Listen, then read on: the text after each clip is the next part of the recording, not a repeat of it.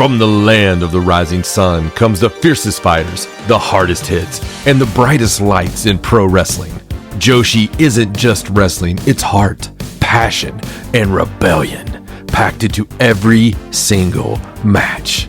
So lace up your boots, crank up the volume, and get ready to dive into the world where idols become icons and legends are born in the ring. This is where passion meets punk and wrestling meets pure chaos. Welcome to the Cult of Joshi with your host, Raja and John. Hello, and welcome back to another episode of Cult of Joshi. I'm your host, Raja, and I'm joined by my co-host, John. Hello. And we are back here again to talk about some very interesting things that have happened over the past week. Not just show-wise. Like in the world of Joshi? In the world of Joshi. Oh, okay, cool. Glad everybody could tune in to Cult of Joshi for this. So what's happened in the world? There's just been some really cool stuff. You know, we got some Monday Magic. We got some just some little tidbits from here and there. You wanted to cover TNA, didn't you? Some contract signings. I do not want to cover TNA. Okay, all right. Not even a little bit. Okay. And even a little bit of controversy that I don't think we can overlook that we have to talk about because it concerns Joshi.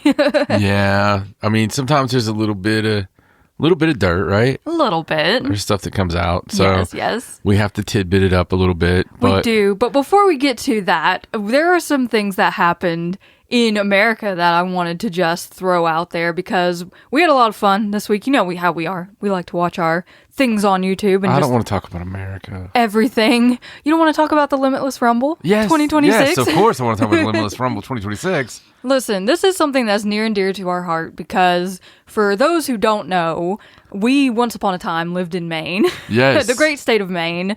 And we would frequent a little indie company every month called Limitless Wrestling. Hello, Randy. And it was such a fun time.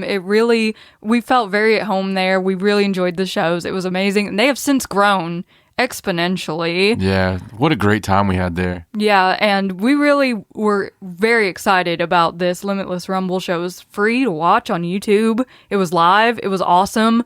And some of the coolest things happened. I mean, you had the AEW World Championship on there, right? Yes. With MJF versus Alec Price that culminated in Alec Price and Jordan Oliver getting offered AEW contracts. Which is awesome. Which was so fun to see. It's just thinking back to Limitless, man. Just, seeing Chris Statlander. I know, like little Chris Statlander. And Limitless and Penelope, obviously. Yes. It's just some good stuff. It was so much fun. And Jordan Grace. You always really felt like you were like part of the family at Limitless. Absolutely. It was really the Northeast wrestling scene in general. At that point, So we were there at the peak, man. Yeah, back in like 17, 18. It was the peak. It didn't matter where it was so much fun. I mean, one of my favorite posters we have to this day is still from Beyond Wrestling. The American Rana show. Yeah. Yeah. Just the names on that, because we got the poster, or you got it. Yeah, that was signed by everyone. Everybody there. It's just insane the names that are on that show. Some of the people we were able to meet, like back then, right before AEW was formed and everything went off the freaking rails. Again, you were able to meet because I was the one going around like asking for pictures and stuff. I can't do that. See, on day 17 of Secret Pro Wrestler training, they take you to this long dark hallway. It's very creepy back there. It's like it's all these wrestlers who have blown their chance at some point during their life. Like Paul London lives back there, still smiling like Vince McMahon's walking by him. Spanky's back there trying not to make bad tweets and stuff or talk terrible on hot spot videos. Right. All these things, right? And you get to the very back and there's a little old man, looks kind of like the Crypt Keeper. And I'm like, what's the knowledge you shall bestow upon me? Mm-hmm. And he's like, don't ever be a mark. I'm a mark now, so how am I going to help myself from that? Don't go to shows and ask for autographs from other wrestlers. Oh, but it's half the fun. Yeah, it's fun for you to do it while I sit over here. You can live vicariously through me doing it, because I never went to secret pro wrestler training, so no one ever told me not to be a mark. No, I just kind of forced you in the door. Yeah, you're like, I'm like halfway in the door of pro wrestling. Hey, buddy, you had your gear and shit before anything ever happened, and I did. I gave it the old college try, but no, nothing ever came of that. We don't need to talk about that. We don't need to go back to that memory. I'm not going back to any memory. Speaking of the Limitless Wrestling Rumble, though, the Rumble itself was like the most enjoyable thing that I've seen in a while. It was so fun. There were so many people in it, including Scotty 2 Hotty, who is a main original. Him and his son had a little moment together. Westbrook! And that was really cute. But the coolest part about the Rumble was who won it and the reaction she received. Gabby Forza, I'm just in love with her. Nomi, she's amazing. I love everything about her. The fans clearly are very behind her. So it was really cool to see her come out on top in that Rumble. It was a fun show overall. If you're just looking for something to watch and you have a few hours and you're like, I don't know what to watch, you should go look out for the Limitless Rumble 2026. It's really enjoyable. On the YouTube. And other contract news, AEW actually signed a couple of dual contracts with CMLL. They've been like crazy with the signings at the first of the year here.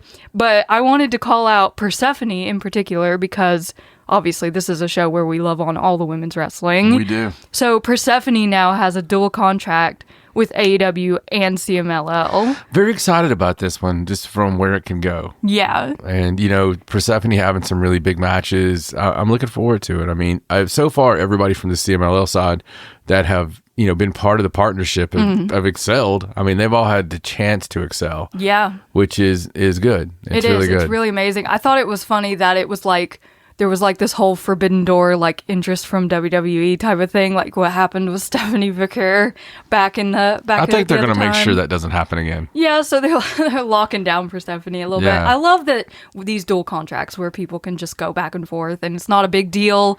Partnership is beautiful. Isn't it? It's a wondrous thing. Unfortunately, one partnership that we were hoping to happen, I believe you called out on our New Year's show, doesn't look any the closer to happening and possibly completely shattered our hopes and dreams. I believe Rossi heard my show.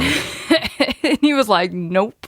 Yeah, I'm going to put this card set out that's going to ixnay that. Oh my goodness. What was he even thinking? Oh, he probably wasn't thinking very much. Guess it's like, Mayu's here, and we can use her likeness because she's a wrestler on the Marigold roster. But no, you can't use pictures from Stardom. No. And you can't use pictures with Stardom belts and logos and everything else that they own in your card set for her anniversary. I'm sorry. Just doesn't work that way. So, sometimes it's probably hard for someone, honestly, that owned all this stuff at one time. Yeah. And if it's your pictures, that you know how pictures work. Like if I go to a wrestling show and I take a picture, and that is mine. Yes. And, so it's one of those things that's why we're like, don't take cameras, so I'm just playing devil's advocate here, but, very much it's probably hard for him. I'm sure it is. Being that he designed the belt, he, takes pictures himself. Yeah, but naughty pictures, but still, he takes pictures. But did he have to put Stardom Memorial in the card set, like with that wording? No. Listen, it's probably listen. Someone should have probably said, "Hey, this is a bad idea. Maybe we shouldn't do this." Yeah, it really wasn't a smart idea. But what do you do? And listen, it's business, so I think that it is a big deal in one stance, but in another stance, this might not have had anything to do with anyone that has anything to do with wrestling. Right. This is a company looking at things and saying, somebody smartening them up to it and going, oh no, that's our intellectual property. We can't have that. That happens every day in business. And it's just a business thing, right? Yeah. It's like you can't use that. It's we own it. All of that stuff. I don't think it's quite as personal as what. No, I don't think so either. I think it's very much just from the business side of things, but it's just like, what were you thinking? You have to know better than that. I've seen some girls talking about the 15th anniversary of Stardom. Yes. And, one of the things I saw a couple times was how nice it was having a more of an open door right now. Mm-hmm. And not girls from the roster, like other girls out there were just like, oh yeah, this is so nice to see this open and not really on an island. Right, yeah, and we've sung the praises of having those open doors and being able to see multiple versions of talent in Stardom over the past year or so. It's been really cool. And the 15th anniversary, I mean, we've really just passed it. The actual anniversary, January 11th, was the first show in 2011. And happy anniversary to Mayu Iwatani. Yes, 15 years for Stardom, 15 years for Mayu Iwatani. It's been a wild ride. It has. But Marigold, despite the controversies, they have announced something cool that is they're coming out with here. The 3D Trios Championships. They are introducing a 6-man belt to Marigold, and the belts are pretty cool looking. They're like yellow and have like diamonds on them. So the 3Ds stand for Dream, Diamond, and Destiny. So the belts aren't actually in 3D. No, probably not. That would be cool. That would be cool. You can only see them if you wear the glasses. It's like they look all fuzzy, and you put the glasses on, and you're like, oh yeah, there it is. That's awesome. I like the name. I think it's fun. 3D Trios. That's like their division name now, and they're gonna have a little tournament, to determine the first champions. I'm trying to think how many people can be in that tournament. Like, they have announced the teams. They're kind of weird. you know how it is with Marigold. There's like 12 girls. People together. I mean, so the teams that they've announced are Nagisa Nozaki, Misa Matsui, and Rhea Sato. Okay. Miku Aono, Koki Amurai, and Megaton. I'm still not, completely sad about it. Mayu Iwatani, Victoria Izuki, and Komomo Minami. Of course it was. Mayu and her daughters, essentially. Utami Hayashishita, Chika Goto, and Chan Yoda. Okay. Is a power team. Mai Sakurai, Natsumi Shozuki, and Arina Yamanaka. I like that team. Yeah. Sari Yamaoka, Yuka Yamazaki, and Shioko Koshino. I don't know how Shioko fits in there. I don't know if it was supposed to be Kazuna. Kazuna did get hurt on last weekend's shows. A horrible displacement fracture of her ankle. Poor baby. I hope she had emergency surgery. So I hope that just heals very quickly. You would think that might have been what that was. I think it might have been, which they had to replace her with somebody, I guess. So Shioko Koshino is in there. Naoi Ishikawa, Hummingbird, and Nagisa Tachibana. Okay.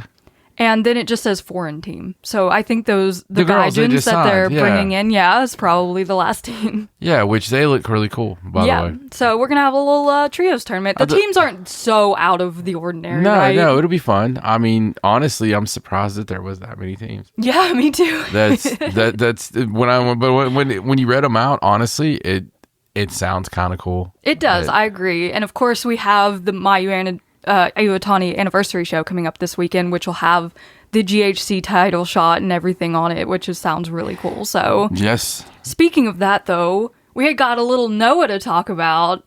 Speaking of the GHC, because Monday Magic is back. Yay! We got the Rising Sun season, episode 1, which was extremely enjoyable. I just wrote down a few things that I wanted to mention from it because... Did you? It was really fun, including the opening match. This match between Alejandro and Ryoya Tanaka was so good. It was. These guys are so smooth. Yeah, it was a TLD, but it was like the good kind of time limit draw. Yeah. I enjoyed it. It was awesome. And then there was a hardcore title match between Hayata and Titus Alexander, of all people. I want to play music when you talk about Titus Alexander. It's like victory trumpets or something. Just something like that, yeah. We love Titus Alexander. He's so talented. Yeah. I was surprised to see him here in a hardcore match. It's not something that I would personally imagine him doing. His back hopes he never does it again. Holy crap, dude. Titus Alexander got gashed in this match. It was the nastiest looking thing. All from a table, mind you. It's those pesky Japanese tables. It was crazy. But Titus actually ended up winning the GHC Hardcore Championship. Good for him. He looked awesome in this outing. It was fun, though. And of course, we had a Joshi match. You can't have Monday Magic without at least one Joshi match, right? What a Joshi match it was. So we had Mayu Iwatani and Miku Aono showing up to face Chi-Chi and Zonez. How cool is that? It was. Chi-Chi and Mayu. Yes. Just wonderful. I love it. It was great. And there was a lot of kicking from Miku Aono on everybody. It was a great match, a fun match, hot crowd. It was. Utami Hayashishita was at ringside. Yeah, so you're flashing down to ringside, see Utami sitting there watching in looking like an anime villain. And then after the match, of course, Utami came into the ring. She talked to Mayu. There had been this back and forth about their singles match on the 24th. Utami wants a GHC title shot, and Mayu didn't want to give it to her at first, but they did officially make it a GHC Women's Championship match for January 24th. And then a dirty, evil, disgusting heel had the gall to spit on my Chi-Chi. The great Sakuya showed up. Of course, she's a mainstay in Noah. And so she just slithers right into the ring, like out of nowhere, mists Chi-Chi in the face, and then spells GHC out in the air with her fingers, and then picks up Zoness and leaves with her. Did she spell out GHC in like traditional like? No, it was just GHC. Okay, because I was trying. Yeah, I saw the G and then I got lost from there. I thought she was doing a spell or something. Like it went a long ass time. Like, do you think she forgot how to do the letters midway through? I know that one time a long time ago, in my wrestling, when I was forming John Hawkins Promotions, and we had just recently got on TV, right? Local TV. So it was really exciting. So I pulled my best Bret Hart. And because one of my favorite things Bret Hart ever did was when he's pissed off and he looked into the camera and he went WCW. It was just one of these moments that lives in my head. So we were taking over. We were beating everybody's ass. It was like the big thing. And we come in there, destroy everything in the studio, and I look in the camera, and I do my JHP, and I totally did it backwards, and it's bothered me my whole life, because they would always use that, whenever they did a John Hawkins video, they would always use that little clip. Right. And I always have to see the J backwards. Oh, yeah. And it bothers me. I guess you were doing it the way Dude, you would see it. I thought about it so hard there going in. That's the whole thing. Like, I was overthinking it. And I think where I effed up was I practiced it in a mirror. Yeah, because then it would be backwards. Right, like, it's like inverse. Right. That makes sense, though. She would have had to write it reverse of what she normally does for the camera to pick it up correctly. So she did good in that account. She did. No, she did. And listen, I was just kidding about the nasty. I love Sakuya. Good Lord. Sakuya is one of our favorites. No matter what Sakuya's calling herself tonight, she's amazing. I'm a big fan, huge fan of hers. And anything with her and Chi-Chi will be stiff as shit. It will, yes. And I imagine she will be the next GHC challenger after this Utami Mayu match. So either Mayu Utani or Utami Hayashishita will end up facing her. We need to make up a new hashtag for, SAS. Like a stiff as shit match. Yeah, just hashtag SAS. Just that our listeners themselves only know what we mean when we see something. We're like, oh, that was SAS. If you see us hashtag sass. Yeah, did you see that was sass. That was sass. That was sass. We're going to start saying that unironically now. Knowing us. Yeah, man, it's a thing now. That's how things happen. It is. You can't things. You can't pre-do things. Right. Things just have to pop. Right. And that's what this is. It's a thing. We're gonna start hashtag sass. Sass. With one SAS. Just SAS. Yeah. That's it, bro. SAS. So that brings us to Stardom, and we have a lot of Stardom to talk about because they had so many shows this week. First, I'm gonna call Raja out. Okay. Because here's the deal, right? Okay. Don't put up with any pretenders out there. There's only one Joshi show that matters. Don't get confused. There's only one Joshi show that really matters out there. Cult of Joshi. And it's Cult of Joshi. We do not hate. We do not compete. We do not flip off. We love everybody and everything, and we're all about love here. Yes. 100%. So in that respect, I'm just saying we appreciate everybody and the growth that this show is happening with the show. We're seeing some excellent growth. And, just keep sharing the show out, keep pushing the show out. With that said, and the love in my heart, I'm going to call Raja out right now. I thought that we should go in for a short, quick show because so much cool stuff happened on the first two nights. On the first two nights of Stardom. Yes. So with that said, I'm going to give the same pomp and circumstance I would have given after those first 2 nights. Okay. It's your show, though. I literally said we can do that, and then we didn't. You said it in the "it's my show" kind of way. You were like, I was all down for it afterward. You were like, we could do that, or we could wait the appropriate amount of days. I said I thought we were gonna wait until Thursday because that's when a week would have elapsed, and that's after the Korakuen Hall show. I'm actually glad we did, though, because of everything that did happen. Oh my goodness. Yeah. Crazy stuff. All right, let's go, bud. So we had a 2-day event in Osaka starting on the 17th of January. So this is Osaka day 1.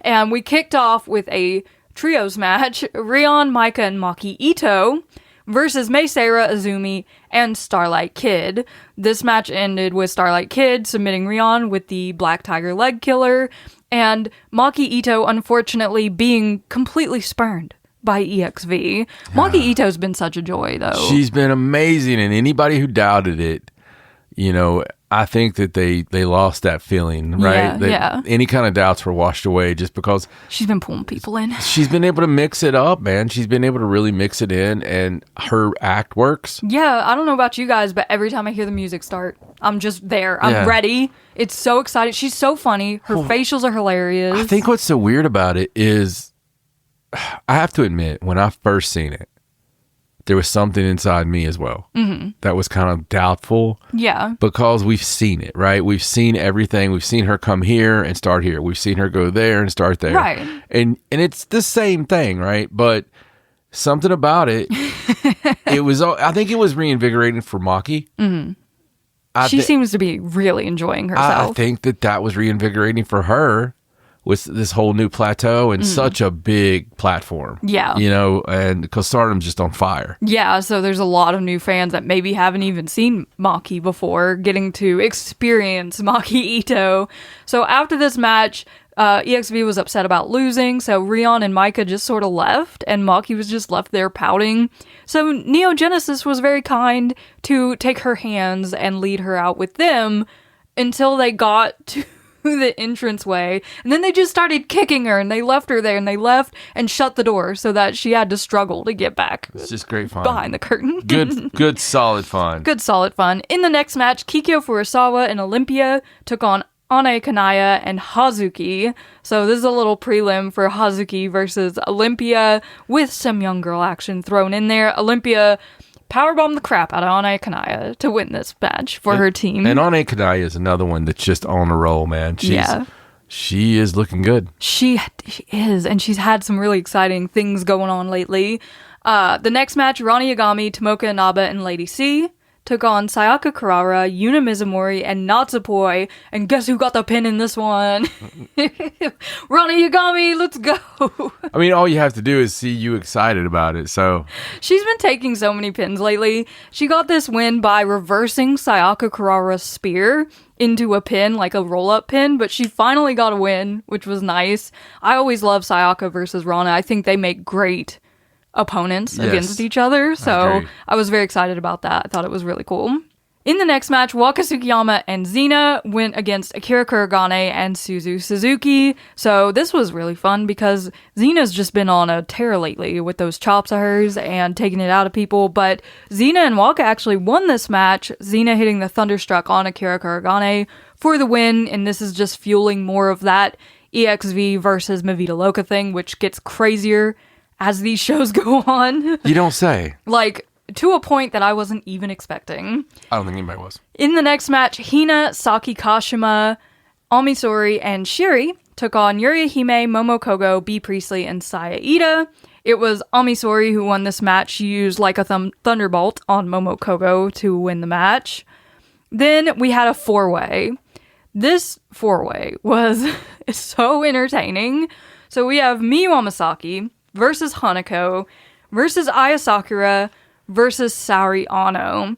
And during the course of this match, okay, there's like this theme that's ongoing if you've watched Stardom for a few years. Anytime Miyu Amasaki and Saori Ano are against each other, there's like this battle of the places they're from. So Miyu Amasaki and Hanako are from Kyoto.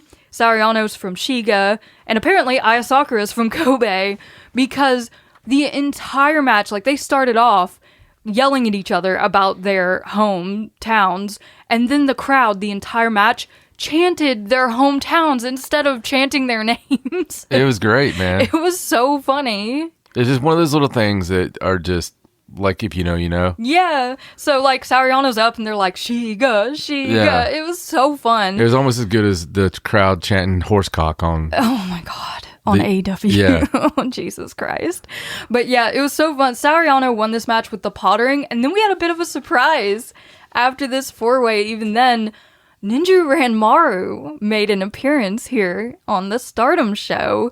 So she came out, first of all, she announced that the next Ranmaru Festa would be on March 29th. Yes. She's like pushing her own show, of course. And she kind of looked at Saori. She's like, you're going to be there, right? And Saori was like, sure, why not? I love Ranmaru Festa. But then Ranmaru announced that she's like going through all these things. And she's like, you have a show on the 21st of February, right? Why don't we come, the team Ranmaru Festa, will come and we'll face these 4 that were in this 4-way, which she called the Kansai 4, because they're all from the Kansai region. Right. So on the 21st of February, we're going to have Hanako, Miyu Amasaki, Sariano, and, oh my god, can't remember the 4th person in the match, Aya Sakura, sorry Aya, versus Ninja Ranmaru, Hibiscus Miyuki Takase, and Shin Hirota Sakura. That's what a freaking match. Fantastic. It's like WrestleMania. That's going to be so funny. Yeah, no, I'm going to take a boat. We're going to find a way to Japan on February 21st. No, that's great fun. Ninja Ranmaru is so funny. They her and Sariano almost kissed, but Sariano was like, no, she's too embarrassed. Huh? But then she did kiss Miyu Amasaki. They didn't do the like gagging though, so maybe they liked it.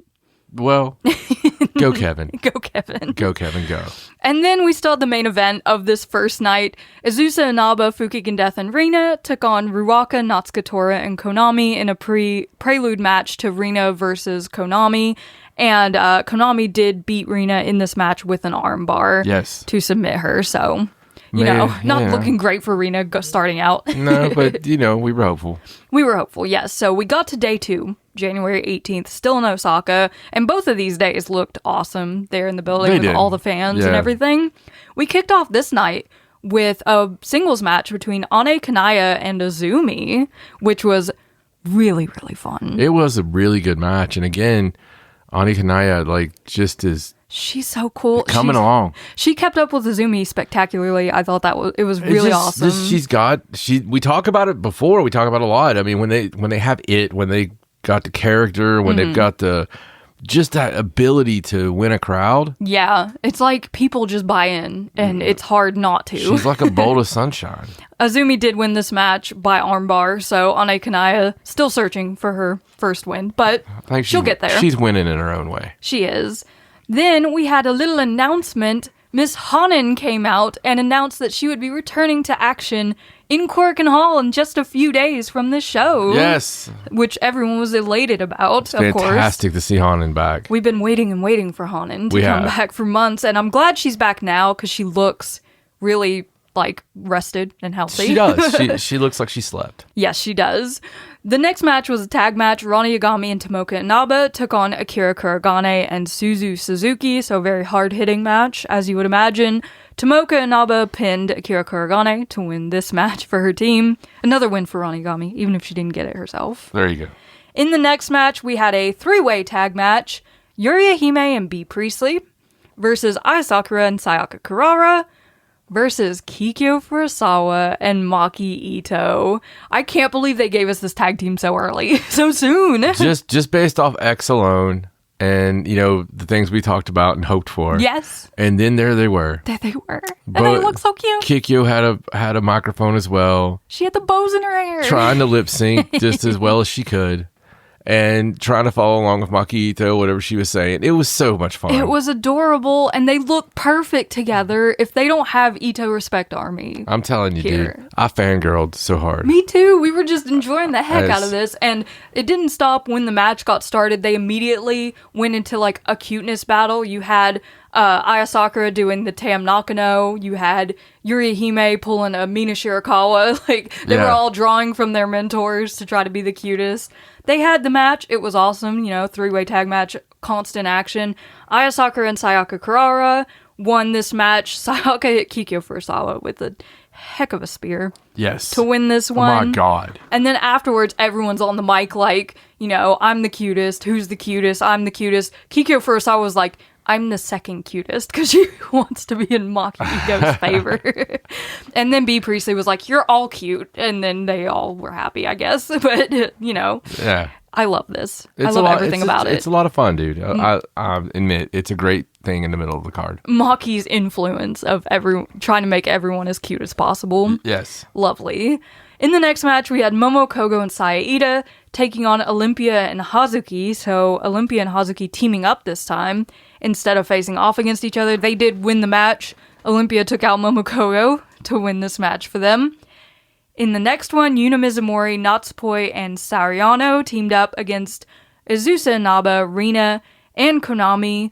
Sariano hit Konami with the pottering to pin the Wonder of Stardom champion. It's very interesting, wasn't it? Yeah, it was very unexpected, I think, since she just had a red belt match. It's like, oh, now you've pinned the white belt champion. Yeah, I thought that was wild, especially when we're going into this defense. Yeah, Rina and Konami did get into it after this match. They were very testy this whole tour leading up to their match against each other, so it distracted a little bit, but we will not forget about Sariano pinning Konami. Very competitive. In the next one, Lady C, Hina, Saki Kashima, Amisori, and Shiri took on Rion, Waka Tsukiyama, Hanako, Xena, and Maika, so a little bit of a break from the ExV versus Mavita Loca thing to have ExV face off against God's Eye. Maika took down Lady C to win this match for ExV, so a nice little bump for ExV there in the middle. Yeah. With a big win. Seems like things are going good for ExV, huh? Right. They look strong. Yeah. Things look fine. Right. And in the main event of the 18th, we had Miyu Amasaki, Mei Seira, and Starlight Kid versus Fukigen Death, Ruaka, and Natsuka Tora, and Starlight Kid used a Star Crusher to pin Fukigen Death to win this one. Little, slight against the champ who she's coming after there. Yeah, what am I holding right now? That would be a Starlight Kid plushie. Yes, and she's jumping up and down. She's so cute. Because she's so happy that Kid-chan won. She just came in from Japan today, and we love her. She's just going to hang out with us while we record from now on. She's going to hang out with me, so...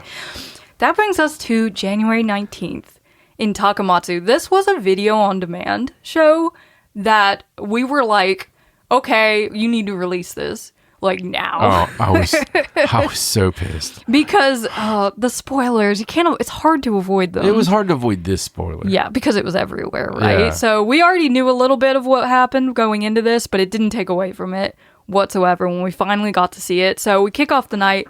Ane Kanaya, Tomoka Inaba, and Yuna Mizumori versus Rion, Hazuki, and Natsupoi. So two very, very interesting trios teams that are not typical teams, obviously.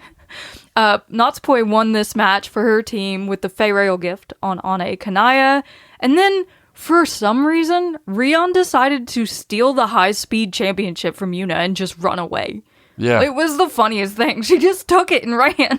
Rion did this, though, when when she was the ring girl attendant for Maki Ito. Oh, yes. She kind of took her microphone and stuff. And Man, maybe Rion's like a little goblin that likes to hoard things. Yeah, and she just like grabs. Every locker room has one. She's the klepto of the Stardom locker room. Yeah. Where did my stuff go? Rion probably has it. Yeah, it's just the reason I have to take my billfold to the ring. It was funny, though, because if you watch the backstage comments, Yuna did she was like huffing and puffing, catching up to her in the camera, and she's great. like, what? You took my title. And she's like, I thought I would just wear it. She just lost her mind. Rion's crazy, dude. She is. I love her, though. In the next match, Azusa Inaba, Ruaka, and Natsuka Tora took on Rani Yagami, Lady C, and Ami Sori. Natsuka Tora killed Lady C on a body splash to win this match. I thought maybe we were heading toward Lady C and Ami Sori getting a tag title match. That's not at all what happened this week. Not at all. Not at all. So in a totally different direction. That brings us to our next match, and the one that we were very excited to see. Maki Ito, Akira Kuragane, and Suzu Suzuki versus Waka Tsukiyama, Hanako, and Maika. Mm-hmm. It was a strong battle, but there was some things that happened. Yes. So during the match, Maki Itoh very much tried to integrate herself into Mi Vida Loca. She tried to do their like Mi Vida Loca thing in the ring, which was funny as hell. And when she wasn't accepted, she just started crying and left. She ran to the back. Yeah, of course. And there were moments when Yuri Hime, you could see her on the side, like trying to tug Maki back to the ring, and she wouldn't come. It was so funny. And then eventually they did get her back in the ring, and she did the Mi Vida Loca thing, and Suzu was like looking at her all confused because she started it, and she was like, "You're not even in Mi Vida Loca. I don't know what's happening." But Suzu joined in, damn it. She did. She still did it. You got to finish it if somebody starts it. So Suzu Suzuki did win this match for Mi Vida Loca with a tequila shot on Hanako, and that's when shit hit the fan. Right? All hell broke loose following this match, because Suzu's on the mic, right? As she does. And talking to Micah about how ExV is a crap team, how they can't do anything, how can they even call themselves a strong unit, blah, blah, blah. So before Micah can, like, bite back at this, Hanako gets on the mic. Yeah. And this is one of the most passionate promos I think I've seen, period, much less out of Hanako herself.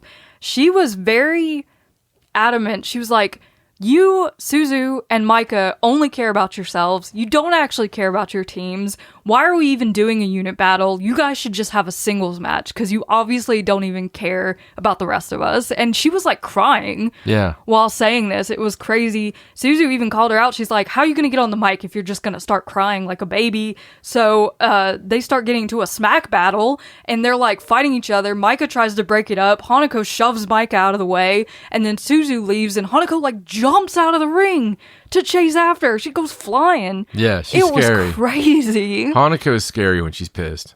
It was insane. Yeah, it was. It was really cool, though, at the same time. Exciting and interesting. It is interesting because this isn't like a side of it that we've seen before.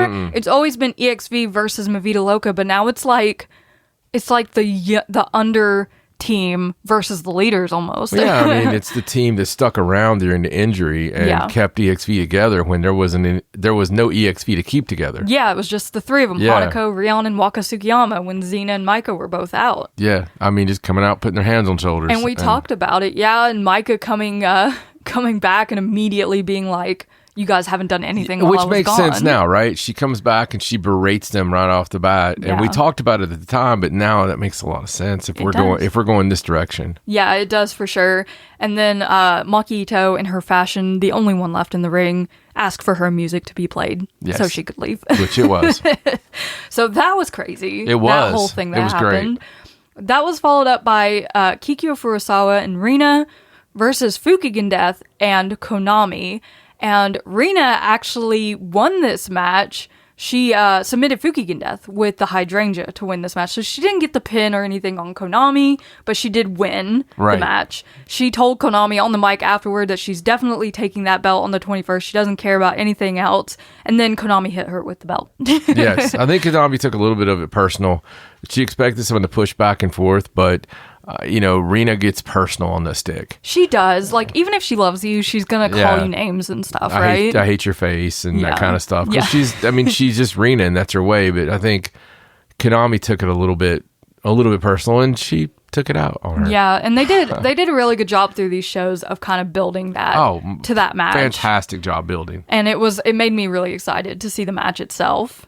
Yeah. So after that, Aya Sakura, Sayaka Kurara, and Saoriano teamed up against Hina, Saki Kashima, and Shiri. This match started with Saki Kashima coming in the middle of the ring and asking for the cutest person, and she's like, Ichiban Kawaii. And so Sayaka Kurara and Aya Sakura both came forward, and Saki shoved Sayaka away and like hugged Aya Sakura.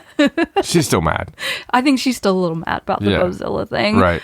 But this was a super fun match. It was cool to see Shiri submitting Sayaka with the ground Suzaku to win the match. So God's Eye got the win here. Yeah, God's Eye. In the next match, Miyu Amasaki, Mei Seira, Azumi, and Starlight Kid took on Yuri Hime, Momo Kogo, Bea Priestley, and Saya Ida. And this match started with a shame ceremony for Miyu Amasaki because she forgot her matching Neo Genesis gear. She was the only one not dressed. She looked so sad. Yeah, and all the other girls just pointing at her. Yeah, I love it. They made her come out last just so that it was more noticeable. Again, though, these are the things that make it fun. Yes, I agree completely. So, Little Stars versus Neo Genesis, really good time. Starlight Kid won this match by doing her moonsault on Yuri Hime. Yes.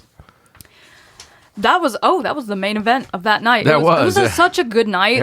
It just went by so quickly, just like that. To be honest, a couple of these shows recently, I have trouble where to start. Yeah. Because I can't tell which match is the main event. Yeah, because it's like everything is so good. Like we have such a stacked roster in Stardom right now that they're able to just put on bangers from start to finish. Oh yeah. And it's amazing. It really is. And that brings us to January 21st. In Korakuen Hall, this show was a pay-per-view. It was. Very interestingly. They don't usually do pay-per-views from Korakuen Hall. But we kicked off this night with a little Starlight Kid appearance. She was out here to talk about her photo book, SLK style #2. But as she was talking, she was attacked by Saya Kamatani, who took time off of her vacation just to come here and kick the heck out of Starlight Kid. Yeah, it was, again, though, it was good because we haven't had Saya on the shows. Mm-hmm. You got a packed Korakuen Hall. You might as well have the queen there. Yeah, absolutely. And I think everyone was very excited to see her, of course, because she is Saya Kamatani. We kicked off the actual show. The matches started with a tag match between Rana Yagami and Shiri versus Fuwa-chan and Hazuki. And this, of course, was so much fun. Man, Fuwa-chan and Hazuki are such a fun tag team. They are. They're so impressive. Fuwa-chan is impressive just because of having a, one hand. I can name how many matches you've had. Yes. And being so damn good. Damn good with the crowd. So crisp. And, man, she's just, again. Yeah. She's it. And there was a lot of focus between Fuwa-chan and Shiri in this really match. was. I thought there would be more like Hazuki Shiri when we first started the match, but it was a lot of Shiri and Fuwa-chan. We can hope. We've been on the Hazuki train recently and really hoping that she, does something for a belt. Any kind of belt. Big singles belt. Specifically a white belt. So yeah, specifically the white belt, but IWGP would be pretty cool, I think. It would, but I want her to have the white belt. I know. So Shiri did win this match. She submitted Fuwa-chan with a sharpshooter to win. She had to really work on it, though. She got her in a few submissions, and this one was the one that stuck. So Shiri and Rana Yagami won this match. In the next match, Amisori and Olympia took on Ane Kanaya and Yuna Mizumori. So you got big strong girl team versus more high speed team. I love having more and more of this Ane Yuna team up because they look like they're from the same island. They do. They look like they belong together. Yes, they look like they sell fruit in a stand. Yes. I love it. Amisori did win this match. She pinned Ane Kanaya with a thunderbolt. So not a big surprise with the size discrepancy here. No, but still 2 strong matches coming out the gate. Yeah, this whole night was so good. It was. In the next match, the things go off the rails again.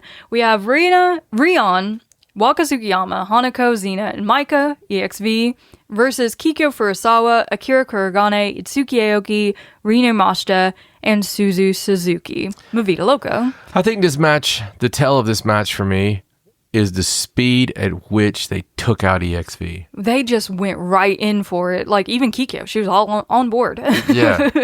They went right for them immediately and just went crazy. There were some really fun spots in this match, especially Rina Yamashita still being afraid of Xena's chops, which is an ongoing silly storyline that they've created. And, of course, Maika versus Suzu. My God. Yeah. Those two just brawl with each other. Yeah, we talked about it during the show. It felt like some old King's Road battle. Yeah. And, just the 2 thick, warriors and just brutalizing one another. That got me very excited to see them have a singles, honestly. Me too. And unfortunately, this match did not last nearly as long as one would think it would, being that it was a 10-man match on a Korakuen Hall show. This match ended with Itsuki Aoki rolling up Maika for the pin in 6 minutes and 46 seconds. Which is poetry. Maika looked so shocked. Yeah. And we were shocked. I was like, That was so fast. What happened?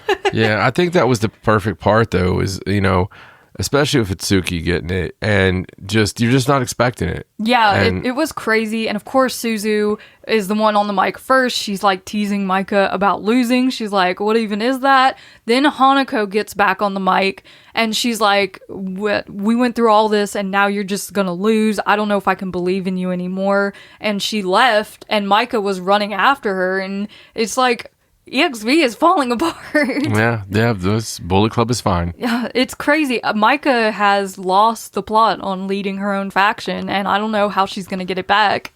I love it. I mean, I really do. It puts me in mind a little bit of when Queen's Quest was having some issues and with leadership. It is cool to see because you're just expecting like unit versus unit as normal, but this adds like an extra little wrinkle to it. Like, can ExV get their crap together as a unit to beat Mavita Loca? Yeah. I don't know if they can at this point. We shall see. Itsuki Aoki cracked me up though because she got on the mic and she was like, well, ExV seems fine. How are you guys? She's just so funny. She is, dude. I mean, they all are that's probably the funniest team, like, without trying to do just hardcore comedy. Yeah. They're just funny. Imagine if they did add Maki Ito to the ranks. That would just make it even better. Just because they would be looking at her so strangely all the time. Yes, they would. The next match was a three-way match. Tomoka Inaba versus Sariano versus Maki Ito. So this was hilarious because Maki seems to really be trying to get on Sariano's good side. Like, she's really doing her best. So good. And she did ask to team up multiple times in this match and then also betray Sariano multiple times in this match. And there was a part where Sariano was holding Tomoka Inaba so that Maki Ito could stunner her, and they started like flipping back and forth so she couldn't get her timing right, and when she did the stunner, she hit Sariano with it again. So, I'm not sure that friendship is going to work out for her. And that's the thing with Maki Ito is the timing. Like, that could have been just another thing that happens. Yeah. Or it could have been Maki Ito looking out into space and going from the facial of just blankness to the facial of recognition of what had happened, realization, regret, and remorse. She went through the 5 layers of grief all at once. It was amazing. It was. Her reaction to hitting Sariano with the stunner was one of the most cinematic things that I've seen all Pure week. cinema. It was amazing. Sariano did win this match with the pottering on Tomoka Inaba. I'm not sure how Saori and Maki will fare in the future, but they are a gem to watch against each other. Absolutely. In the next match, Lady C, Hina, and Saki Kashima took on Miyu Amasaki, Mei Seira, and Azumi. So, Neo Genesis versus God's Eye. A lot of former Queen's Quest all in the ring at once. And this was kind of like the only match that didn't have like a super huge story going into it. No, it was a fun little trios match. Mei Seira pinned Hina with the Rolling Star, which was a little interesting, not the finish I would have expected. Right. But yeah, it was a fun match in the middle of this crazy card here. In the next match, Fugian Death, Azusa Inaba, Ruaka Natsukatora took on Momo Kogo, B. Priestley, Saya Ida, and the returning Hanan. Yeah, proper stars, man. Proper stars. Yes, so we got Hanan back. She looked incredible. She looked in great ring shape, and she wrestled like she hasn't missed a day because, she's a star. She's Hanan. Yeah, and so here's my thing. You want to say what happened afterwards first? Sure. So, B. Priestley hit Ruaka with a Kamagoye and pinned her for the win. This is B's second win over the tag team champion. She beat Natsukatora last time, and now she's beat Ruaka, so she wants a Goddess of Stardom tag team match. That's perfectly reasonable to ask for when you've beat the champion. And B was like, but which of my fellow Stars members will I choose to tag team with me in this title match? And I thought she was going to pick Saya Ida because they did the tag league together, right? Yeah. She didn't do that. She picked Hanan as her tag team partner for this title match. Yes. Which, props to her. That's a great, strong pick. I would want Hanan on my team. Yeah, she said that her and Saida just came up short. Yeah, they did. They did. Of course. They didn't win Tag League, but it was just a little unexpected, I think. It was crazy. It was, but there's a reason. Yes, she does have her reasons, and Hanan did accept. She was happy about it. She did. Now, do you want a spoiler? Yes. Okay. So I've not trusted B. Priestley since the day she walked in this federation. I know you haven't. Because B. Priestley is a heel. You can look at her. She can smile all she wants. She can fix her hair up cute and wear bright colors. Right. But she's a heel. Okay. She's a cockney, cunning person. And I'm telling you right now that she picked Hanan, yes. But she's going to turn in this match. You're so ready. She's going to turn and she's going to join hate. I mean, we have speculated since the beginning that B. Priestley might eventually find herself on the heel side of things because it just feels like her energy, right? There's nothing pointing to this. We have other turns happening, right? In other places. Yeah. Doesn't even make sense to have that many turns. Yeah. But I can't help it. It's B. Priestley. And they're facing hate. So they're facing hate. She pointed and picked Hanan to cause a little disruption in Stars. And you really think B. Priestley's going to turn? I think B. Priestley's going to turn. I would be not like super shocked because like you said, we've talked about it multiple times, but she's just so like settled in Stars now. I just also don't think Saya Kamatani's going to be hate for very long. Yeah. I mean, I just feel like there's going to be some changes coming. Something's gonna shift eventually, isn't it? I just feel like that hate's almost baby faces, and that comes primarily because of Saya Kamatani. Yeah. She's very beloved. So I don't know. It just feels like a possibility. Okay, it definitely does. I won't discount that. It could totally happen. And I like the out of the blue turns too. Yeah, me too. The ones that are built up, that's cool. But man, I really like it when I'm not expecting it. Yeah. And it happens so rarely. Like when I was a kid, it was like seeing quicksand on a TV show. Mm. You can just expect if there's a new TV show starting this fall, it could be anything. It could be like three boys living downtown Detroit, and one of them's still going to fall in quicksand. There used to be turns in wrestling that would happen just out of nowhere, and it just don't happen as much anymore. I love it. It's such a great part. Saya Kamatani was one of those. Yes. Just shocking out of the blue. Yes. Turn. It was. In the next match, we had a 6-man match. Aya Sakura, Sayaka Kurara, and Yuri Hime versus Starlight Kid, Natsupoi, and Yuzuki Aikawa. Dude, Yuri Hime versus Yuzuki Aikawa was scary. It was. Yuzuki is terrifying. It was. She beat the absolute piss out of poor Yuria. Oh my god. So they're doing forearms, right? It's like, and those sound nasty enough as it is. And eventually Yuria slaps Yuzuki and she just unloaded on Yuri Hime. Those kicks, dude, I was afraid for Yuria. Yeah, she has to be bruised up. It was awful. Yuri Hime nearly had this match won. She was right there with the Devil's Kiss, but it got broken up at the last second. Like, she had it. She was right there. She did, man. She looked good. And, she introduced new gear. Yes, she looked so cute. It was a really cool stuff. It was a great match. It was. Yuzuki Aikawa did get the win in this match. She pinned Yuri Hime after a tiger suplex hold to win the match. I don't hate it.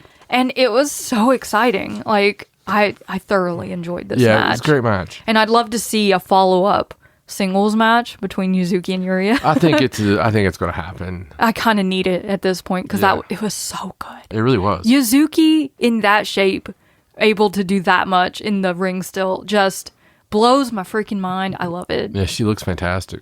And in the main event of our Korakuen Hall pay-per-view for the Wonder of Stardom Championship, we had Konami versus Rina. They took it out of each other. They did. In this match, Rina hit a package pile driver that was just the scariest thing that I've seen in a while. It was beautiful, though. I mean, the match was beautiful. Rina just did so great. And as we expect out of Rina, since, honestly, go back as far as you want with Rina.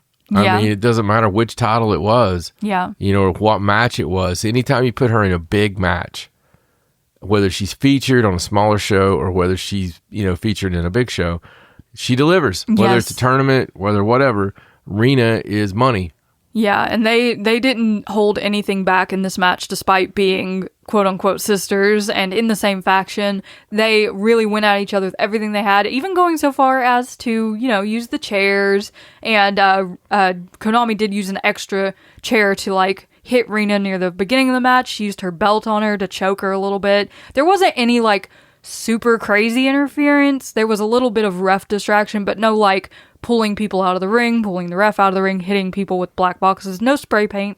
So it wasn't as crazy of a hate match as we normally get when they're facing other people. Right. Which only added to it, in my opinion. Yeah. I thought it really allowed the match to thrive in just being a wrestling match, and it was amazing. The match, after Rina hit that package piledriver, Konami actually came up with a bloody nose, which is not something we see out of Konami.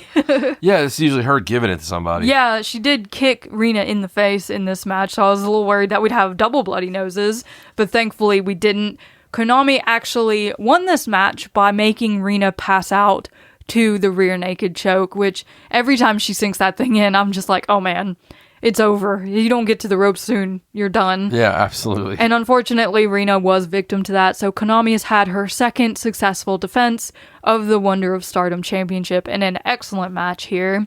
And they had some words for each other, afterwards.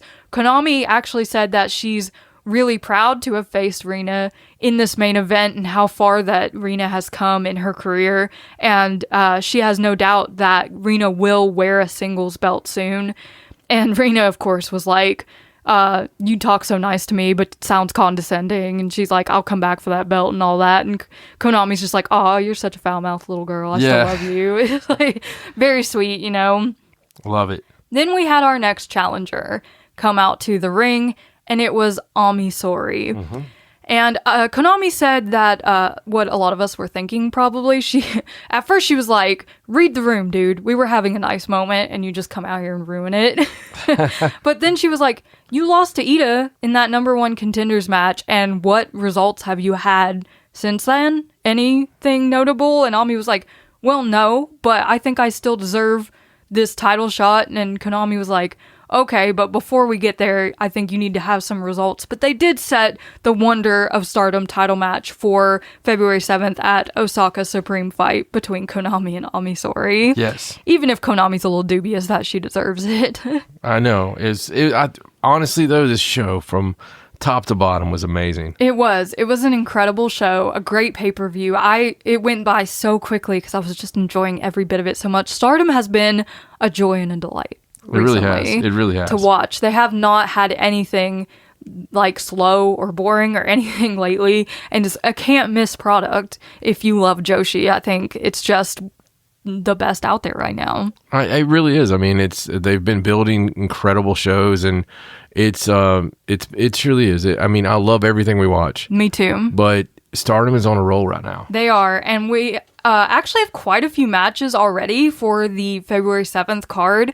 So far, we have Shiri versus Saki Kashima in a singles match, Maki Ito versus Aya Sakura in a singles match, the ExV versus Mavita Loca faction war, Konami versus Ami Sourei for the Wonder of Stardom title, and Saya Kamatani versus Starlight Kid for the World of Stardom Championship. Yeah, I mean, so those matches are already so many bangers. I mean, if you look at any of those, it's just like, they're so built up. So already that pay-per-view is crazy built, and of course we're going to have a bunch of undercard matches. Yeah, the ExV versus Vivita Loca right now is like killing me. So we do have some fun upcoming shows. This weekend is the doubleheader in, oh man, this city name. I love it and I hate it.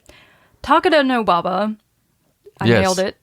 You did great. For the Stardom Award 2025 shows. Yes. So they have announced the cards for these two shows. I'm just going to read them off really quickly. We have on night 1, Aya Sakura, Sayaka Kurara, and Ronnie Yagami versus Yuri Hime, Ane Kanaya, and Kikyo Furusawa. So a little rookie flavor match there. We have Saya Ida and Momo Kogo versus Hazuki and Maki Ito. Awesome. Versus Rina and Azusa Inaba. Just awesome. Awesome match. Natsupoi, Sariano, and Yuna Mizumori versus Hina, Tomoka Inaba, and Kyoka Kotatsu. Yay. A singles match between Rion and Akira Kuragane. Which is Interesting. Interesting. Shiri, Saki Kashima, and Lady C versus Azumi, Mei Seira, and Miyu Amasaki. So, big God's Eye versus Neo Genesis minutes there. Maika, Hanako, and Waka Tsukiyama versus Suzu Suzuki, Rina Yamashita, and Itsuki Aoki. Crazy leading into that pay-per-view match. It is crazy having this beforehand. And Starlight Kid, Ami Sori, Hanan, and B. Priestley versus Saya Kamatani, Konami, Natsuka Tora, and Ruaka. So preludes for Wonder World and Tag. Yeah. Which is awesome. Preludes out the yazoo. But we also have a second night on January 25th in Takeda Baba. There you go. We have Natsupoi, Sariano, Aya Sakura, and Sayaka Kurara versus Maki Ito, Kikyo Furusawa, Saki Kashima, and Lady C. Looking forward to Maki and Saki on the same team. Yes. Ooh, Maki and Saki. Maki Saki. A singles match between Suri and Yuria Hime. Just scary. Did Yuria piss somebody off? Maybe. Like first Yuzuki Aikawa, and now this. Hina, Tomoka Inaba, Rana Yagami, and Kyoka Kotatsu versus Mei Seira, Momo Kogo, Miyu Amasaki, and Ane Kanaya. Yeah. What a crazy 8-man team that is. It is. It's like a high-speed team, almost. Then we have Maika, Hanako, Wakasukiyama, and Rion versus Suzu Suzuki, Rina Yamashita, Itsuki Aoki, and Akira Kuragane. They're really going crazy with these preludes for that match. It's like, what are we going to have left of these teams when we get to February 7th? A 14-woman tag match. Holy moly. Saya Kamatani, Natsuka Tora, Konami, Ruaka, Rina, Azusa Naba, and Fukigen Death versus Hanan, Saida, B. Priestley, Shiri, Ami Sori, Starlight Kid, and Azumi. I mean, that's awesome. I want that to be elimination. It's like the baby faces versus the heels, buddy. That's crazy. Yeah. For the CMLL Japan Women's Championship, Hazuki versus Olympia. And for the High Speed Championship, Yuna Mizumori versus Yuki Mashiro. Very cool to have all of that. I mean, so much to look forward to. Yeah, like the 24th and the 25th are going to be crazy. And then they have another show in Korakuen Hall on the 31st of January before the pay-per-view, which is just crazy. Like, the speed at which they are doing these shows is just insane. Yeah, it is. There's just a lot going on, man. And there is. I love it. I mean, and we got the big Sendai Girl show coming, now. Yeah, the Sendai Girl show for the 23rd is unfortunately not live. Yes. I'm very upset, but it will be released on Wrestle Universe on the 28th, which is a fun day to release things on January 28th. And there's just some cool stuff happening on it. Yeah, Yuna versus Senka Akatsuki for the Junior Championship in particular, I'm very excited about, but also a crazy tag match with Saida teaming with Chihiro Hashimoto against Olympia and Zonas to just kill each other. Kill everybody. And on top of that, we got Monday night, Monday Magic Night 2. Yes, so. Monday Magic Episode 2 on the 26th. And of course, Mayu Utani's 15th anniversary show on the 24th. It's everywhere. And that's not even counting. Things happening everywhere. I'm not going to get crazy with this, but there's also some really cool Oz Academy stuff coming up. So, I mean, it's just like Oz Academy. Make it easier to see your stuff. Yeah, it's just everywhere. It's nuts. And it is. It's nonstop, even as we get into February and March is Cinderella time. And, it's nonstop year round. Joshi. I'm so jealous of some listeners who get to be there live. Who get to go to the shows. In attendance. And see all these people all the time. Just amazing. But we are thankful that we have listeners all over the world that tune in to listen to us talk here on Cult of Joshi. Yes, because Cult of Joshi. This is our baby and we love it, and we love talking about Joshi, and we love all of you listening. So make sure you're following us at Cult of Joshi on all of our socials, X, Instagram, Facebook. Subscribe to the YouTube channel. If you like to listen on YouTube, then give this video a like. Comment to let us know what you thought of everything that happened this week, what you're excited about coming up. We'd love to hear from you. But for now, that's all we have. I'm Raja. He's John. So long from the Cult of Joshi. Bye!